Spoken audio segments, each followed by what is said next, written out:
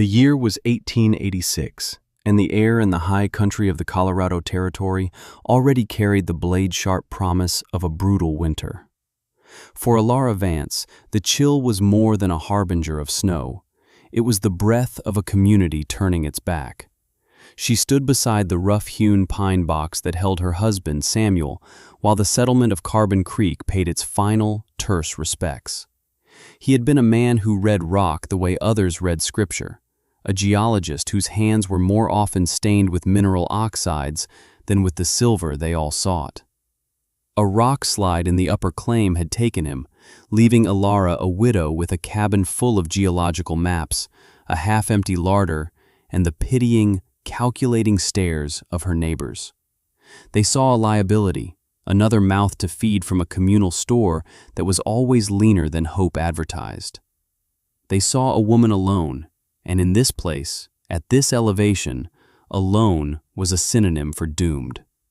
While the last clods of stony earth were being shoveled onto Samuel's grave, the town's unofficial council had already convened. Amos Kelleher, the mine foreman whose authority was derived from his thick arms and louder voice, made the pronouncement. It was not a formal eviction, for such a thing would have sounded too cruel. It was framed as a practical, even charitable arrangement. She could have passage on the next supply wagon heading back east, before the passes were snowed in.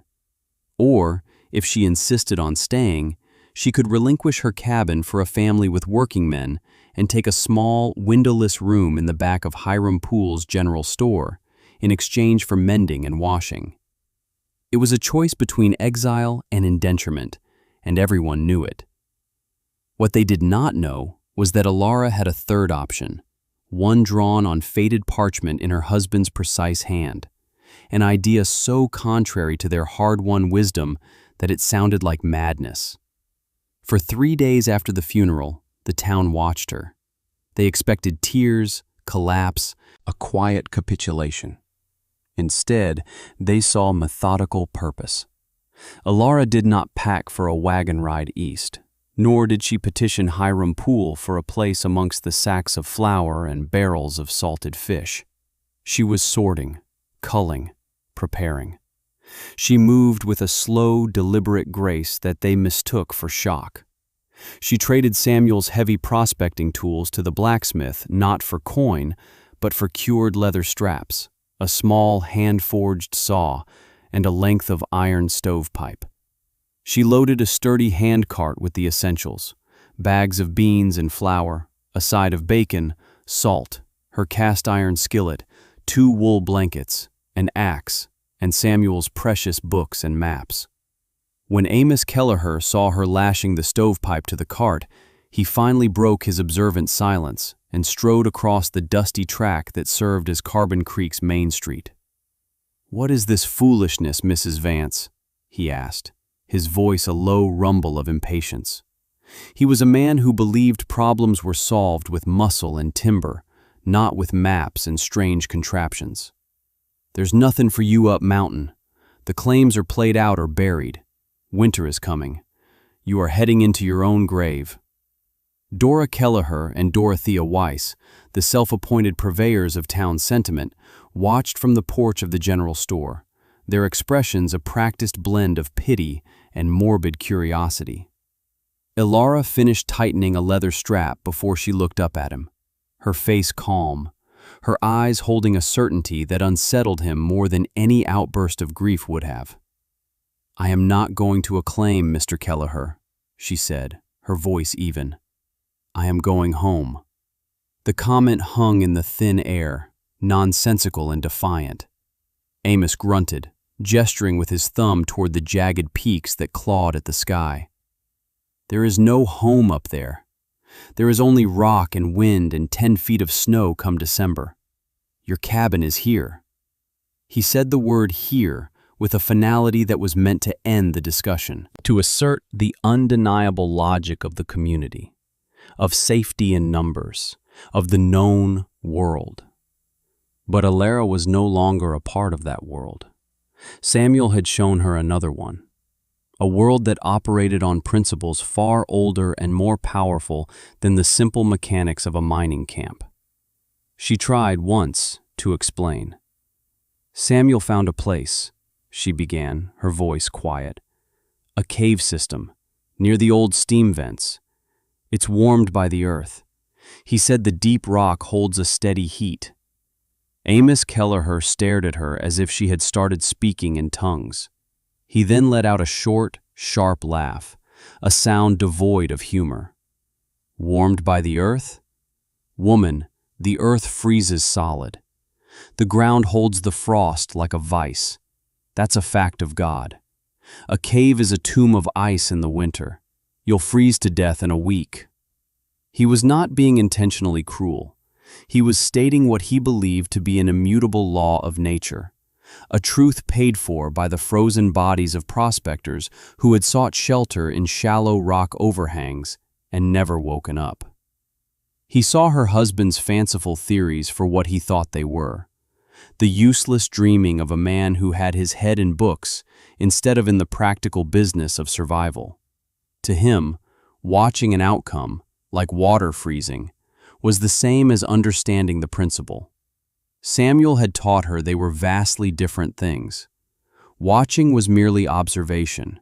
Understanding was knowledge. Her attempt at explanation was a failure. The word spread through Carbon Creek on the afternoon wind. Poor Alara Vance, her mind broken by grief, was going to live in a magic, warm cave. Dora Kelleher told the story with a theatrical sigh, adding that Alara had always been a strange one, too quiet, too content to listen to her husband's lectures on rocks. Hiram Poole, a kinder soul, made one last attempt. He offered her credit at his store through the winter, a debt she could work off in the spring. "It's a poor offer, I know," he said, avoiding her eyes, "but it's better than this." He gestured vaguely at her handcart, at the mountain, at the folly he could not bring himself to name. She thanked him for his kindness, but refused. The only one who did not speak was Constance Hartwell, a widow herself who had lost her husband to lung sickness 2 years prior. She watched Alara from her own cabin door, her face etched with a worried curiosity. She remembered Samuel Vance, a gentle, intelligent man, speaking with infectious excitement about the Earth's internal heat, about how the planet itself was a furnace, if only you knew where to find the hearth. She did not join the chorus of mockery. She simply watched and wondered. Ilara's final memory of Carbon Creek was of a line of silent, staring figures, their faces a mixture of pity, scorn, and a grim, self-satisfied certainty that they were witnessing the first act of a tragedy. She turned her back on them, placed her hands on the worn wood of the handcart's grips, and began to push. The trail was steep and unforgiving, a path carved for mules and determined men, not for a lone woman with a heavy cart. But every push was an act of faith, every straining muscle a testament to the knowledge Samuel had given her. He had been more than her husband. He had been her teacher. In the long winter evenings, while the wind howled outside their small cabin, he had unrolled his maps and explained the world beneath their feet. He spoke not of ore veins and mother lodes, but of geothermal gradients, of the immense heat of the planet's core that radiated constantly outward. "Think of it, Alara," he had said, his finger tracing a faint line on a topographical chart. "For every 100 feet you go down, the temperature of the rock increases by a degree or more. In most places, that heat is buried too deep to be of any use. But here," and his finger tapped a specific cluster of contour lines, "here the crust is fractured. There are deep faults, fissures that act like chimneys. They let the heat from the deep earth travel closer to the surface." He had taken her to see the proof. Small, steaming fumaroles hidden in a high valley, where the snow melted in strange, circular patterns even in the depths of winter, and where delicate, out-of-season ferns grew on the warm soil. He showed her a spring where the water emerged from the rock, warm enough to plunge a hand into on a frosty morning, the steam rising from it like a ghost. These were not magic, they were geology. They were the reliable, predictable functions of a system the others in Carbon Creek could not see and therefore did not believe. The cave he had marked on the map was his great discovery, the culmination of his theories. He had found it by following the fault line, by observing the vegetation, by feeling the subtle warmth in the rock with his bare hands. It was not a simple cavern. Its entrance was small, almost completely hidden by a rockfall, but it opened into a series of chambers that descended into the mountain's heart. Crucially, in its lowest chamber, a deep, slow-moving pool of water collected, heated from below. "The water is the key," he had explained, his voice filled with a reverence she now clung to. "It brings the heat up and releases it into the air as vapor. The rock walls absorb that heat, becoming a thermal battery. The entire cave system will maintain a stable temperature, Ilara. It won't be warm like a summer's day, but it will never freeze.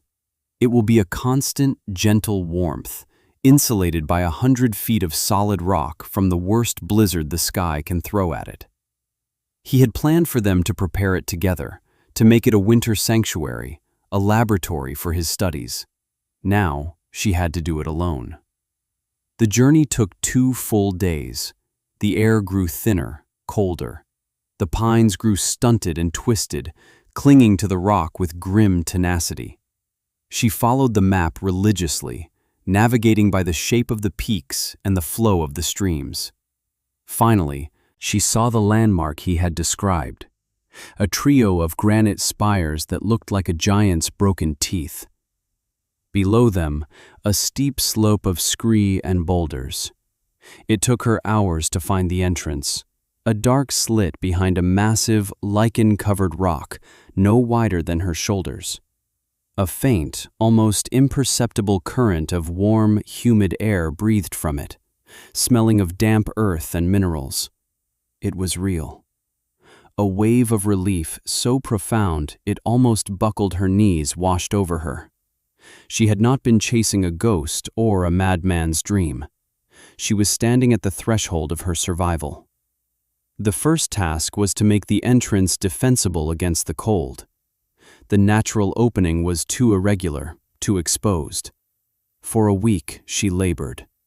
She used the hand-forged saw to cut planks from the weathered, silvered timbers of an abandoned claim-jumper's shack she found in a nearby ravine. It was back-breaking work, hauling the wood up the slope. She built a sturdy, rectangular frame that fit snugly into the rock opening, then constructed a thick, heavy door to fit within it. She was not a carpenter, but Samuel had taught her the importance of a tight fit and a solid seal. She packed the gaps between the wooden frame and the uneven rock with a mixture of moss and wet clay, which she knew would dry as hard as mortar. She fashioned a simple but effective latch from wood and leather. This door was not just to keep animals out, it was to trap the precious warmth inside, to allow her to control the flow of air. Inside, the cave was a revelation. The main chamber was large and high-ceilinged, the floor a mix of sand and smooth rock. The air was cool but not cold, and held a strange, living stillness. Deeper within, the passage sloped downward, and the air grew warmer, more humid. She found the source, a chamber at the lowest point of the system, where a pool of dark, placid water filled the space. Steam rose from its surface in gentle wisps, vanishing into the darkness above. The rock walls here were warm to the touch, slick with condensation. It was exactly as Samuel had described, a geothermal heart, pumping slow, constant life into the mountain. This was her furnace. Her task was to harness it, to create a habitable space that was both warmed by the deep chamber and properly ventilated. She chose to live in the main chamber, farther from the intense humidity of the pool, but still benefiting from the warm air that circulated up from it. She knew that sleeping on the cold ground, even in the cave, would leach her body's heat. Using more salvaged timber and flat stones, she constructed a raised sleeping platform against one of the walls, a good foot off the floor. She piled it with fragrant pine boughs and laid her wool blankets on top. This would be her bed, insulated from the rock below. Her next problem was cooking. A fire, even a small one, would consume the very air she needed to breathe and fill the cave with smoke. She needed a chimney. She located a narrow fissure in the ceiling near the entrance, a natural crack that led upward. Using a long pole, she cleared it of loose rock and debris until she could see a sliver of daylight. It was here she carefully installed the iron stovepipe, securing its base with a collar of stones and clay. This would draw the smoke from her small cooking fire out of the cave, allowing her to cook and boil water without fouling her sanctuary. Her days fell into a rhythm of labor and preparation. She gathered firewood, stacking it just inside the entrance where it would stay dry. She explored the surrounding slopes, finding patches of rose hips that had survived the first frosts, and dug for the starchy roots of wild onions. She set snares and was rewarded with 2 snowshoe hares, which she skinned and stewed, the rich smell of the meat filling her new home. She was utterly alone, yet she did not feel lonely. The cave was not a silent, dead place. It was full of subtle sounds. The slow drip of condensing water, the faint sigh of air currents moving between the chambers, the deep, resonant hum of the mountain itself. She was living not on the mountain, but in it. She was a part of its slow, powerful metabolism. She thought of the people in Carbon Creek, huddled in their drafty cabins, feeding cords of wood into hungry stoves, fighting a constant, losing battle against the encroaching cold. They were fighting the mountain. She was letting it hold her. In late October, the first blizzard arrived. It did not come suddenly. The sky turned a bruised, sullen gray for 2 days prior. The wind picked up, whining through the granite spires with a sound like a grieving animal. Then, the snow began, not as gentle flakes, but as a hard, driving curtain of white that erased the world. Ilara took one last look at the maelstrom, then retreated into her cave, pulling the heavy wooden door shut and securing the latch. The roar of the wind was instantly muffled, reduced to a distant, hollow moan. The world outside vanished. She was now entirely reliant on Samuel's theory and her own handiwork. This was the crucible. She lit a single candle, its small flame barely flickering in the still air. The warmth was immediate and palpable. It was not a stuffy, oppressive heat, but a gentle, consistent warmth that seemed to radiate from the very rock around her. She walked deeper into the cave, toward the steam-filled chamber. The air grew warmer, the humidity rising. The pool was a calm, black mirror, its surface breathing a steady plume of vapor. This was her engine, working tirelessly, silently. She returned to the main chamber and placed a hand on the rock wall. It was cool, but it did not have the bitter, bone-deep cold of the surface rock. It was a neutral vessel, holding the gentle heat that filled the space. There was no draft from her carefully sealed door. Her small chimney drew perfectly, pulling the smoke from her tiny cooking fire up and out without a wisp escaping into the chamber. For 4 days, the storm raged. She had no way of knowing its ferocity except for the muffled howling that was a constant presence beyond her door, and the fine powder of snow that was forced through the tiniest cracks around her chimney pipe. She spent the time organizing her supplies, mending her clothes, and reading Samuel's books by candlelight. She ate sparingly, stewing the last of the hare with dried beans, making the warmth and nourishment last.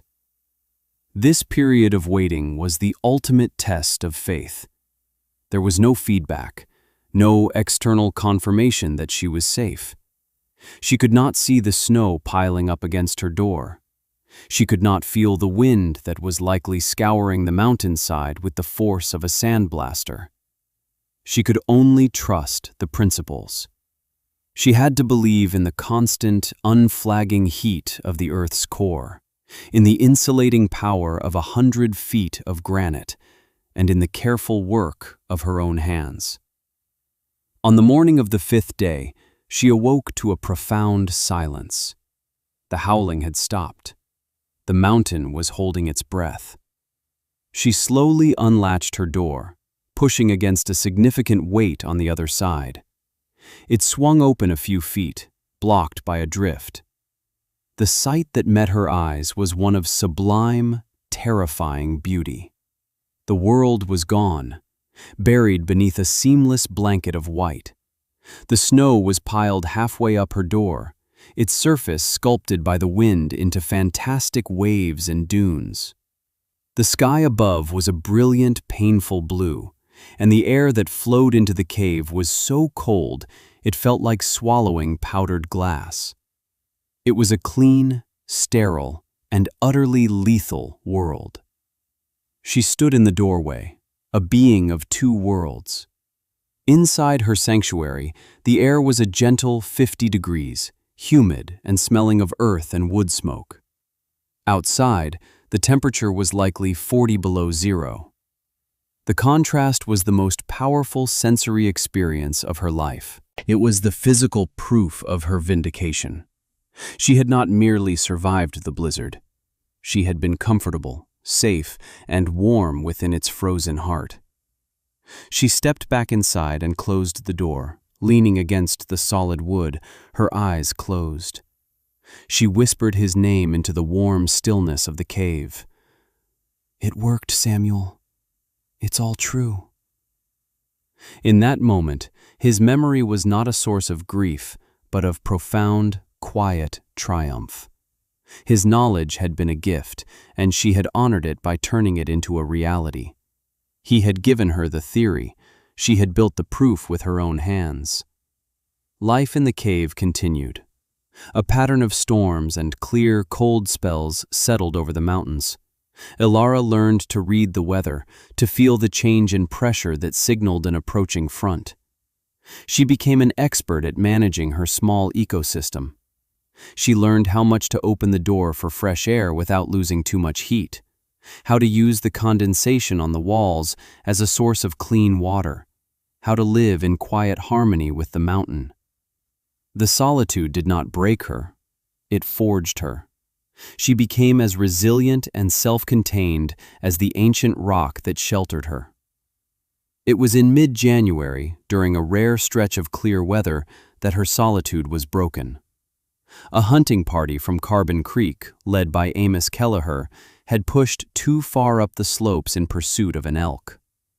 They were experienced men, but the mountain was unforgiving. A sudden, vicious whiteout descended from the peaks, catching them in the open.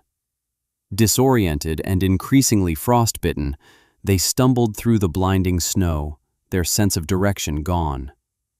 One of the younger men, stumbling over a buried rock, looked up and saw something impossible. A thin, dark line against the endless white of the cliff face. Above it, a plume of what looked like smoke or steam rose in a steady column. It was a sign of life where none should exist.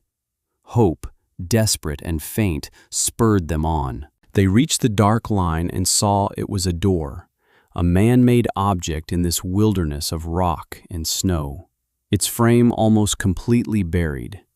They saw the stovepipe, the source of the steam. Believing it to be some long-forgotten trapper's cabin, Amos pounded on the wood with his gloved fist, his voice a hoarse croak. "Hello? Anyone in there? We need shelter." The seconds stretched on, and a cold despair began to set in. Then they heard the sound of a latch being drawn, and the door swung inward. A figure stood silhouetted against a dim, warm light.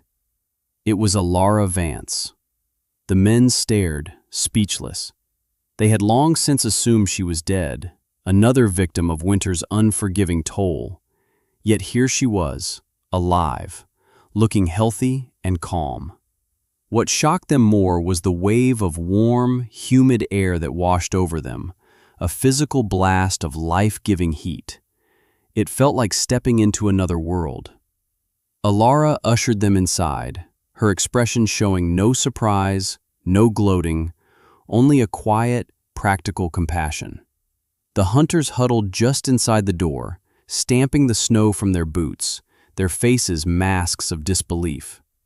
They looked around at the dry, warm chamber, the raised sleeping platform, the small, efficient cooking fire, the neat stacks of supplies. They were in a comfortable, functional home carved into the heart of a mountain that was, at that very moment, trying to kill them. Amos Kelleher, his beard encrusted with ice, his face raw from the wind, was the last to speak. His eyes scanned the warm rock walls, followed the gentle drift of air toward the deeper, warmer parts of the cave, and rested on the impossible sight of a woman thriving where he had been certain she would perish. He looked at her, and the arrogant certainty he had carried his whole life crumbled into dust. He removed his hat, his movements stiff with cold and humility. "I was wrong, Mrs. Vance," he said, his voice raspy but clear, the words costing him a great deal. "I was a fool. This place, you have saved our lives." It was a simple, unadorned admission, but in the quiet warmth of the cave, it was as profound as any sermon. When the storm broke and the hunting party returned to Carbon Creek, their story spread faster than a grass fire. The tale of the widow's warm cave was no longer a subject of pitying gossip. It was a legend. Alara Vance was not the madwoman. She was the prophet. When she walked into Hiram Poole's store in the spring to trade fine hair pelts for flour and seeds, the room fell silent. But the silence was not of judgment. It was of awe. People did not mock her. They approached her cautiously, respectfully, with questions. Amos Kelleher was the first. He asked her to show him the signs, to explain the principle. And so, she began to teach. She did not hoard her knowledge. She walked the slopes with Amos and other men from the settlement, showing them how to spot the geological faults Samuel had marked on his maps. She taught them to look for the subtle signs, the way certain grasses stayed green near a fissure long after the first frost, the faint smell of sulfur on the wind, the way the snow melted from the bottom up in certain hollows. She explained the difference between a cold, damp cavern and a living, breathing geothermal vent. She shared the principles of thermal mass, of insulation, of ventilation. She transferred Samuel's scientific understanding into practical, life-saving wisdom. Her innovation did not remain hers alone. It became part of the local lore, a new tool for survival in the high country. Prospectors and trappers learned to seek out and prepare their own Vance caves for the winter, transforming the mountains from an enemy to be endured into a partner that could offer shelter. Her specific cave became a well-known landmark, a sanctuary for anyone caught in a storm, its door never locked. Over the decades, as Carbon Creek grew from a rough camp into a proper town, the story of the widow who trusted the earth's warmth was passed down. The cave itself was used by her family for generations, a tangible link to the woman whose quiet determination and faith in a principle had turned the community's foolishness into a profound lesson. That the greatest wisdom is often found not in what everyone believes to be true, but in the careful, methodical application of a truth that no one else has yet had the courage to see.